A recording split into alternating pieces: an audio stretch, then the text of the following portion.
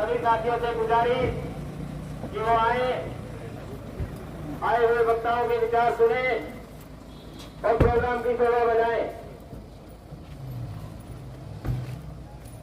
बात करो संतोष कोफ्ता से छोटी सी तादाद में हो नारायणखेड़ा टंकी आंदोलन में मेरे पिता तुल्य बुजुर्गों, माताओं, बहनों व आज की युवा नौजवान पीढ़ी और प्यारे बच्चों, सबसे पहले मैं आप सभी का यहाँ पहुँचने पर हार्दिक स्वागत करती हूँ, धन्यवाद करती हूँ। आज हमारा जो आपके बीच में पहुंचने का जो मेन उद्देश्य है वो है कि हुड्डा साहब ने हमारे किसान मजदूर उनके हक के लिए, उनके मान और सम्मान के लिए एक रैली रखी है। उसी रैली का निमंत्रण देने के लिए मैं आज आपके बीच में पहुंची हूं।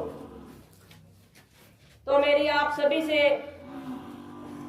हाथ जोड़ के विनती है कि उस रैली में आप ज्यादा से ज्यादा पहुंचकर जो हमारे किसान भाई शहीद हुए थे उनको श्रद्धांजलि देने का काम करें, क्योंकि ये एक जो रैली पार्टी विशेष की रैली नहीं है, ये उन शहीदों के मान और सम्मान के लिए है जो हमारी लड़ाई लड़ते लड़ते 13 महीने तक टीकरी बॉर्डर पे रात दिन भूख प्यास की परवाह ना करते हुए जो हमारे किसान भाई शहीद हो गए थे, उन्हीं की याद में ये रैली रखी गई है। तो मेरा सभी से हाथ जोड़ के विनती है कि आप इस रैली में अपनी ज्यादा से ज्यादा हाजिरी लगाने का काम करेंगे और उन शहीदों को श्रद्धांजलि देने का काम करेंगे।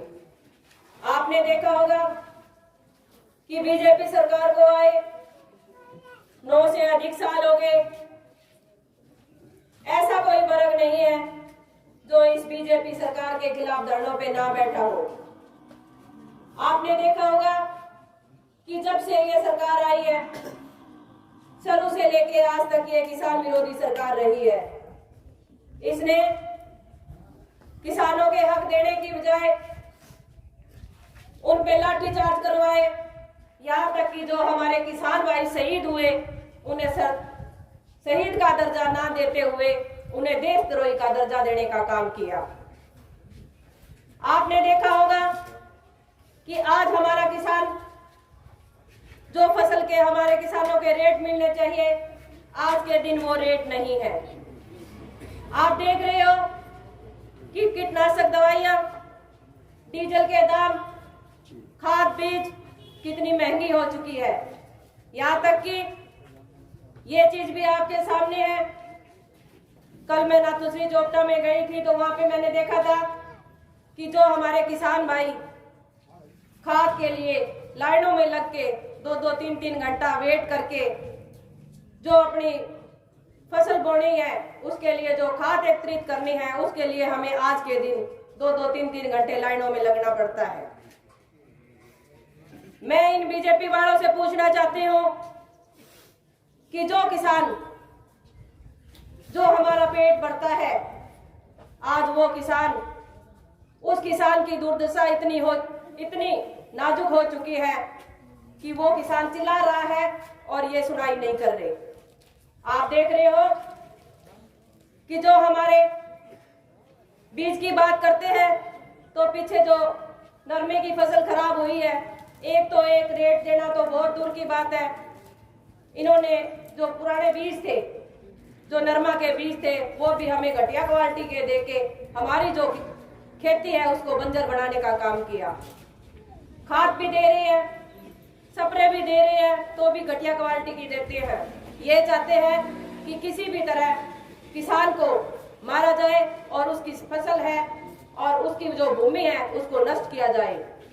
और मैं तो आपसे एक ही बात कहना चाहूंगी कि आज भी आपके आंख में पट्टी बंदी है, तो ये बीजेपी सरकार दोबारा से सत्ता में आ गई तो हमें हमारा सभी का जीना हराम कर देगी, क्योंकि इसके पास आज के दिन किसी वर्ग की सुनाई नहीं है।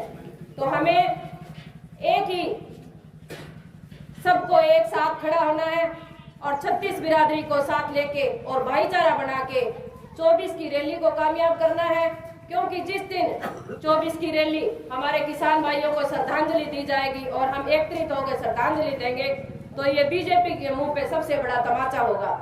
और 2024 के अंदर मैं आप सभी से एक ही आग्रह करना चाहूंगी कि 2024 के अंदर इस बीजेपी सरकार को हम सत्ता से बाहर करने का काम करेंगे, भाईचारा बना के रखेंगे, एकत्रित रहेंगे और 36 बिरादरी को साथ लेके इस बीजेपी सरकार को सत्ता से बाहर करने का काम करेंगे। इसी के साथ मैं अपनी वाणी को विराम देना चाहूंगी और एक बार फिर आपसे आग्रह करना चाहूंगी कि 24 तारीख को आप इस रैली में ज्यादा से ज्यादा हाजिरी लगाने का काम करें और जो हमारे किसान भाई थे शहीद हुए उनको श्रद्धांजलि देने का काम करें। इसी के साथ मैं अपनी वाणी को विराम देना चाहूंगी और सभी का एक बार बहुत बहुत दोबारा से धन्यवाद करना चाहूंगी।